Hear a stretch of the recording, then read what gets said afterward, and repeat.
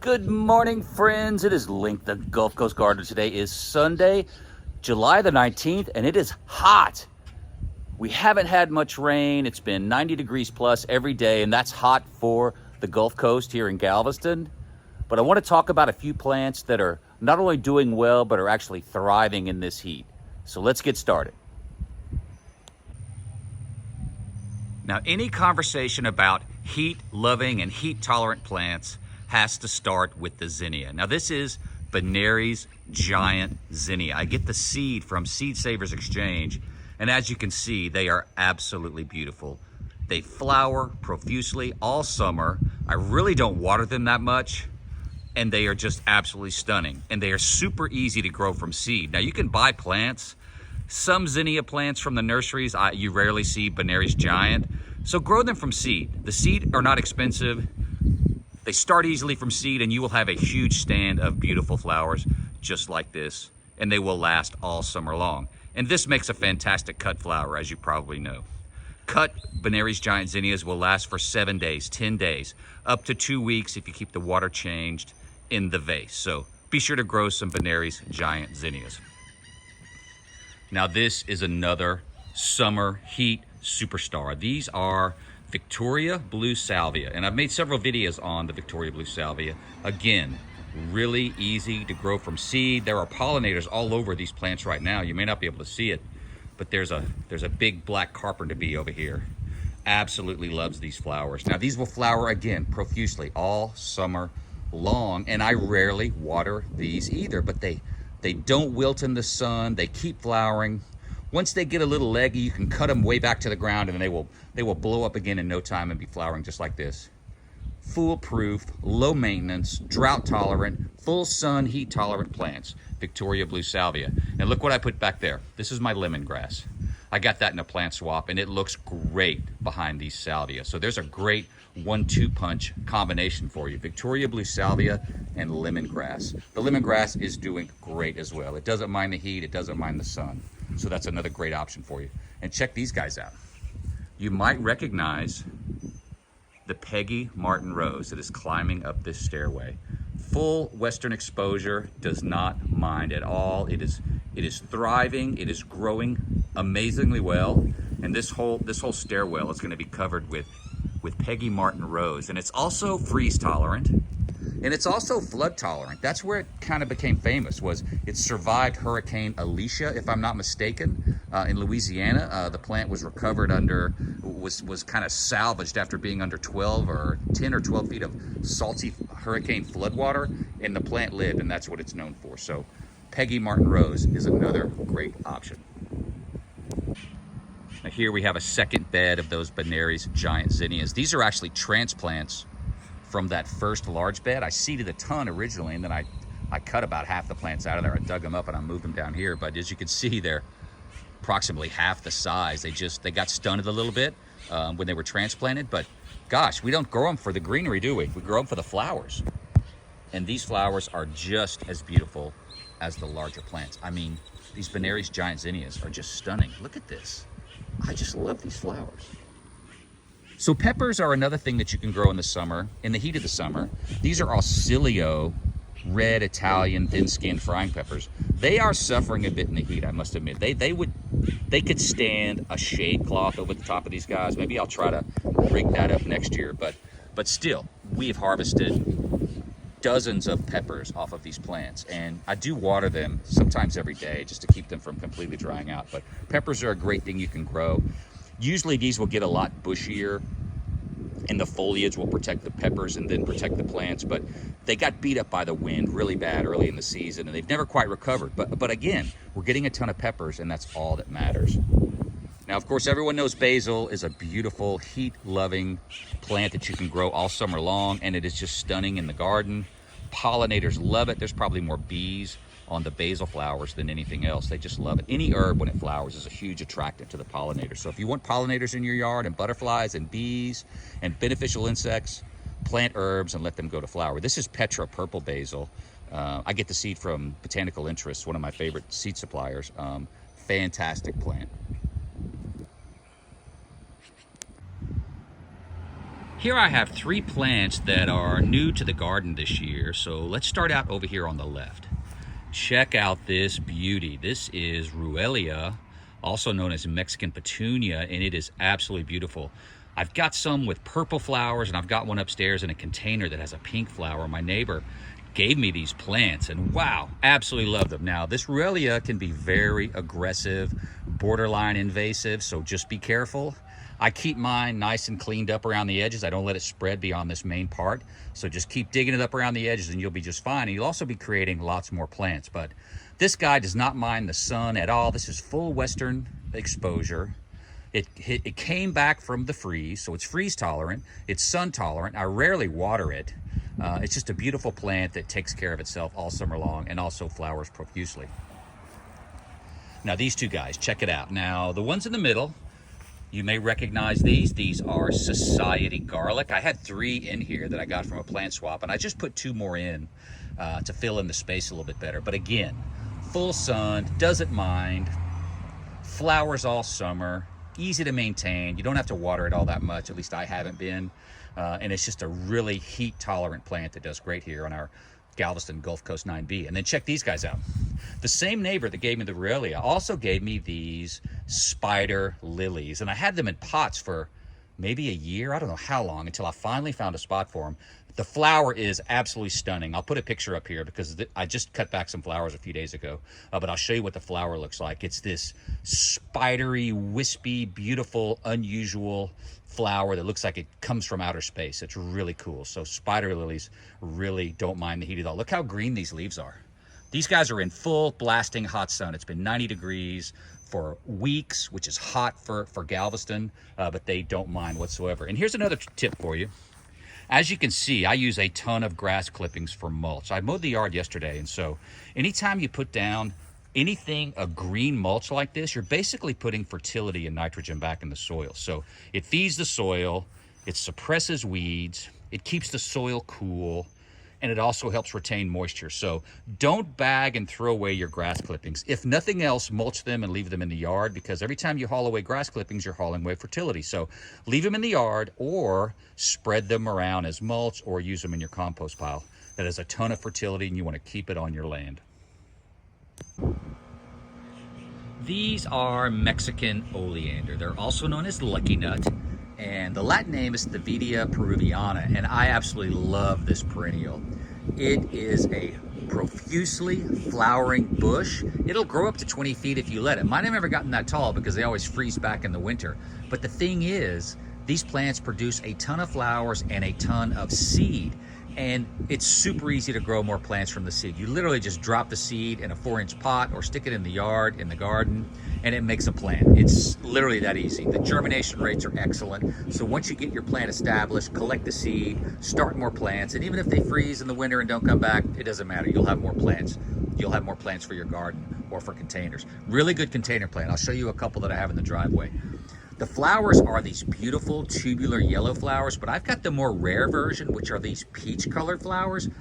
Absolutely beautiful. The pollinators love it. The plants are beautiful. They stand up to the Texas summer heat. I really don't water these very often. Once you get them established, just mulch them in and keep an eye on them. They don't need a lot of water. They're very self-sufficient. So fantastic plant for the Texas summer heat. Mexican oleander. So speaking of Mexican oleander, it makes a really nice container plant as well, as you can see. Now this is sitting on the hot driveway. It gets blasted with sun all day long, but it does not seem to mind. It's thriving, it looks good, and check it out. There's one of the first flowers off this particular plant. I'm so excited. I grew all of these new plants from seed off of my original plant that I got from my neighbor, and just look how pretty these flowers are.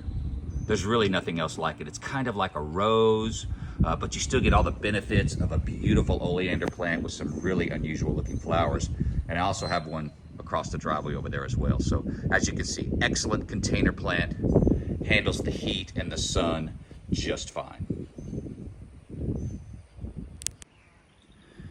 Now over on the east side of the house, I've got some plants that are doing just fine in the sun. They don't mind the heat at all. And the first thing is this star jasmine. Check this guy out.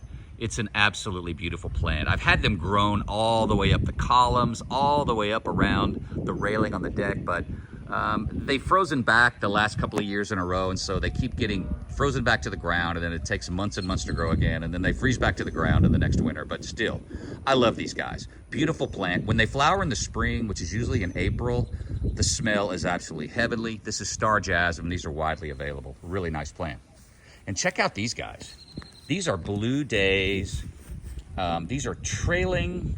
Oh, what flower are these? I can't think of it. I'll put a name up on the screen. I can't think of it off the top of my head. Morning Glory, if I'm not mistaken. I believe Blue Daze is in the Morning Glory family. But look, it's just flowering like crazy all summer long. Now, this is on the east side of the house, so it gets some afternoon shade. But man, it sure does look good. It's spreading. It's a wonderful flowering ground cover that's also pretty low maintenance. I water these fairly regularly, but not religiously, and they're just doing quite well. So Blue Daze. I believe it's considered a trailing morning glory. Another of the star jasmine, more of the blue days. And then here's something. Now these guys here, these are birds of paradise. And I've had mixed luck with birds of paradise. When they flower, they're absolutely beautiful, but they keep freezing back to the ground, and so I'm a little frustrated with those. But still, I'm not gonna add any more birds of paradise. I do have some really healthy ones on the other side. Maybe I'll give you a shot of those. But I'm just gonna let these go, and I'm not gonna buy any more of those plants. But here's an experiment I'm doing. Here's a heat of the summer experiment that is working out really well. These are melon plants. These are Charentais melon plants. I started from seed that I saved from plants back from 2020. And so it's a little too hot to have these in the full sun, but man, they are thriving over here in the morning sun with some afternoon shade. Look at these guys. They are super healthy. This is a total of 2 plants. And here's a little tip for you. If you can see, I've got a couple of pieces of bamboo stuck in the ground. Let me zoom in a little bit on that. I do that because that's where I water. You don't need to water all the leaves or the whole plant. You just need to get where the root goes into the ground. And so mark it with the bamboo, because you won't be able to, you kind of forget where it is after you get the plants in the ground. You got to dig around in there looking for where the root is. But if you'll just mark it with a little piece of bamboo, you'll easily know where to water. But plant melons, I planted these in the heat of summer back in June. They are thriving, and I know we'll have melons out of this patch this year. So melons is another good thing. Just plant them, give them some afternoon shade. Now this is on the back side of the house. It gets full afternoon sun, but it does get morning shade. Now, you wouldn't normally plant your garden on the north side or the northwest side of your house. It's opposite to what you would normally think. But we get so much sun here, and it gets so hot that, you know, all the plants appreciate a little shade. And this gets plenty of afternoon sun, so it's not a problem. Now, this is more of those Victoria blue salvia.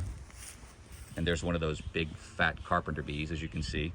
They like to patrol the plants. It's kind of funny. They'll hover around and run off any other bees that show up. So I've got Victoria blue salvia, and I just let it go, as you can see. Now these are getting to a point where you might cut them back, right? They're getting kind of leggy, kind of woody. You can see the stems in there, but look at all the new growth on the inside. So I'll probably cut these back today, and then within a few weeks, they'll be big and large and flowering all over again. They're just wonderful. Now I've got these interspersed with milkweed. This is tropical milkweed. I would much prefer to grow a native milkweed because if there's some disease issues that butterflies can pick up from these things if they're not cut back. So, but I'm gonna cut all these back in September, might even pull them up, but still, the tropical milkweed does really well for me when it's hard to grow some of the other ones. So tropical milkweed interspersed with Victoria blue salvia is a great 1-2 combination for the summer. And I just have my little buddy over here, my old friend. There he is. This little guy's out here with me almost every morning. He's getting big. And he gets to know me. He knows my voice. As long as I don't move too quickly, he just kind of hangs out with me. That's my little buddy rabbit friend. He's my little buddy.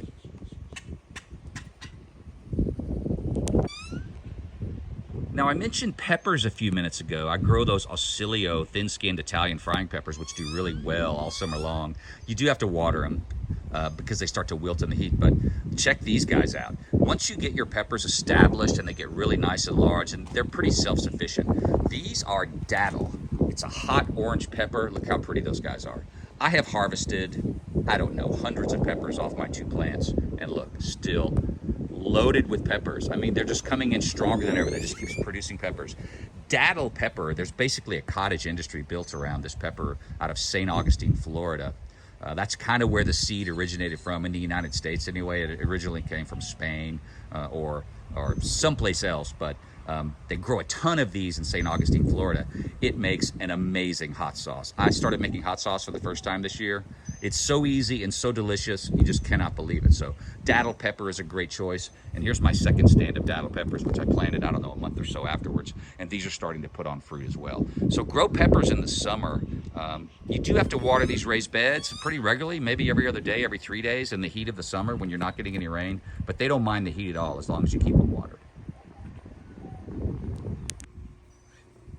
Now this is sweet alyssum. This is the first time I've grown this and I absolutely love it.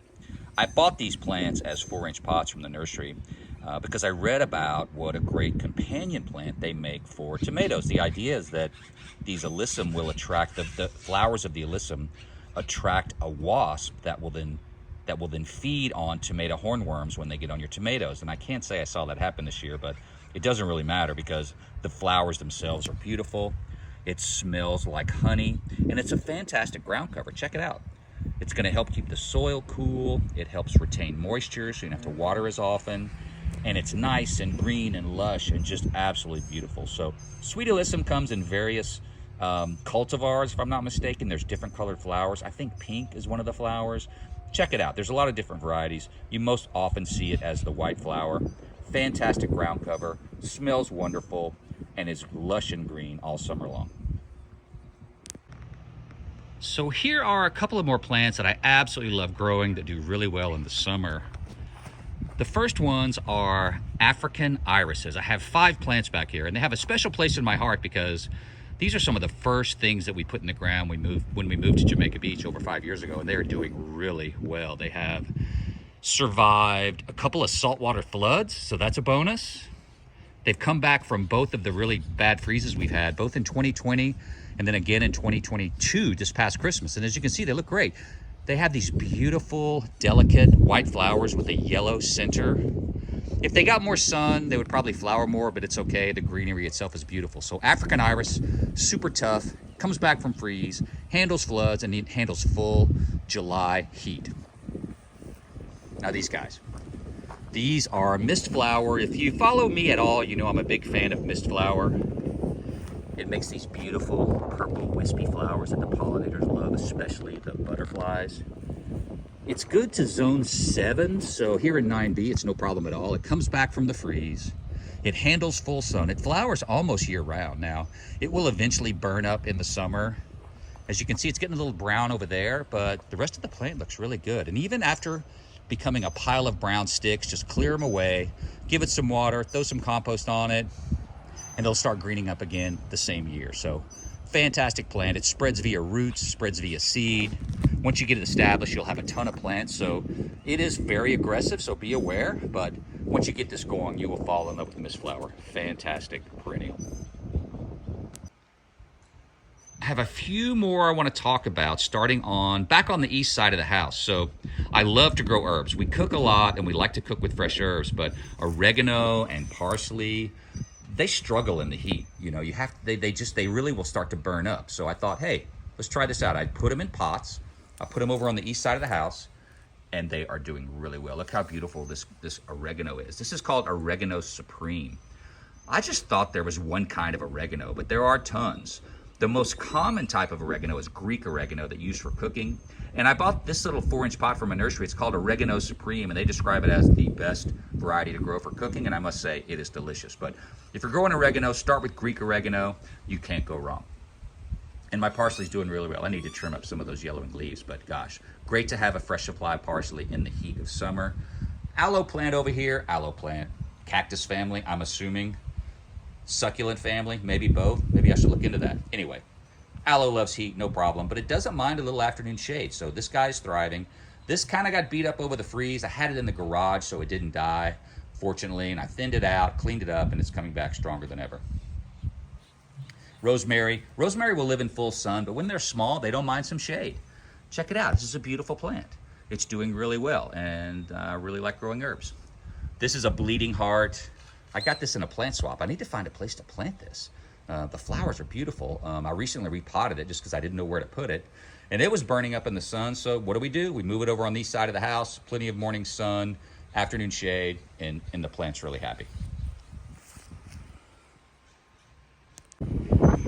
the wind is starting to pick up, so forgive the background noise. That's one of my biggest challenges, is dealing with constant high winds here on Galveston Island. But this is a Two Sisters plant, and it is also doing really well in the full sun. This is on the driveway, facing west, so it gets blasted with sun all afternoon long, but it doesn't mind a bit. Now it's in a container, obviously, so you do need to keep this watered pretty regularly. I water my pots outside a couple of times a week, sometimes more, but it does just fine with regular but minimal watering. And this plant came back from a freeze. It froze back. I thought it was dead. It froze over Christmas, and we just left it out. I didn't want to move the pot. It's cracked, and I think if I move it again, it'll fall apart. So, but it came back after the freeze. So freeze tolerant, heat tolerant, and it's also just a beautiful plant. So check out the Two Sisters plant. You can pick these up at most nurseries. Fantastic container plant. And finally, let's take a look at this split leaf Philodendron. I can never remember the name of this plant, but it's a split leaf something or other. And I just love this plant. It's been through the ringer. We had it planted in the ground for a while, and I can't remember if it flooded back or if it froze back to the ground, one or the other, maybe both. And so I dug it up. It looked terrible, but I try to save everything. And I potted it up, and then it started to come back to life. So I nursed it along, and then I found a great spot for it. Again, I'm over on the east side of the house, so it gets tons of morning sun, but it gets afternoon shade. And you know, you can imagine a plant with this many leaves likes a lot of water, so I keep it watered. Maybe twice a week I water it. I get a little liquid fertilizer once in a while, like I do with all my potted plants. But I love this plant. Matter of fact, it's time for a bigger pot. I've got a larger clay pot around back. I'll probably be swapping this out maybe even today, but the split leaf Philodendron, duodendron. Search for split leaf something or other and you'll find what it's called. Love this plant. Growing plants on a hot deck can also be challenging, as many of you know. So here's some of the things that we're growing that seem to be doing quite well. So over here we have a very large Bougainvillea, and I've got the same Bougainvillea over here. We just love these plants. Look how pretty these flowers are. Now, another benefit to this Bougainvillea is both of these plants froze back over Christmas. We thought they were dead, and honestly we might have swapped them out, but we just didn't have time. And next thing you know, they started greening up and blooming again. So this is back from the dead. This plant looks just beautiful. It's flowering. This one's starting to flower as well. So Bougainvillea is a great choice for hot containers that get a ton of sun. Bougainvillea doesn't mind sun at all. And you may recall, I had that Peggy Martin rose downstairs. Well, I've got more upstairs because we just love this rose, and they do really well in containers as well. Check it out. Really pretty plants. These are going to cover this entire railing. Hopefully they'll survive a freeze even in a container. We'll see. Maybe we'll get lucky and go a couple of years without freezes. Wouldn't that be nice? Now these are herbs. This is more of that Petra purple basil. Look how pretty this is in a pot. It's really nice to have it right outside the kitchen door when you eat a few snips of basil. It doesn't mind the heat at all. You do have to keep it watered, of course, but put some herbs in a pot. They don't mind the sun. Basil's a good choice. Rosemary's a good choice. Chives don't mind the sun either.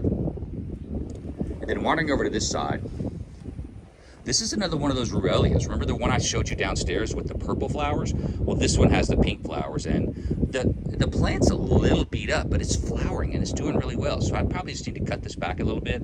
Actually, I'm probably going to put another one in the pot right over here. I need to replace this tomato.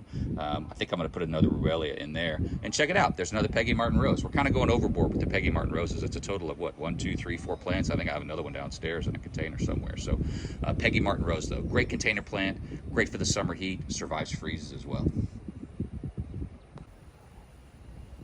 Well, that's a quick update from the garden. I hope this has been useful.